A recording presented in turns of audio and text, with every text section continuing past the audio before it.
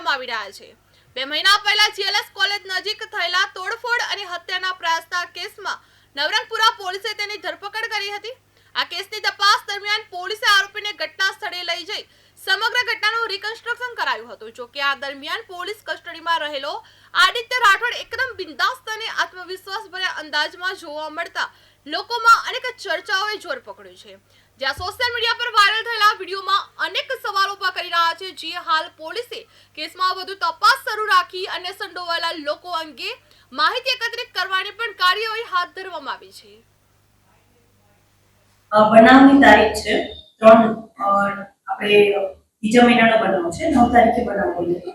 Approx 12:30 થી 1 વાગ્યાની વચ્ચે જીએલએસ કોલેજ જે આપણે આવેલી છે ગુજરાત યુનિવર્સિટી વિસ્તાર જિલ્લામાં છે। તો જીએલએસ કોલેજ યુનિવર્સિટી નવરંગપુરા બસ સ્ટેન્ડની હદમાં એના પાછળના ગેટ પાસે એક વિદ્યાર્થી પોતાની ગાડીમાં જઈ રહ્યા હતા, ત્યાં બેઠેલા હતા। ત્યાં આરોપી જે આપણે આજે અટક કર્યા છે આદિત્યભાઈ રાઠોડ કરીને છે, એ ઉંમર વર્ષ 19 વર્ષની અંદાજિત છે।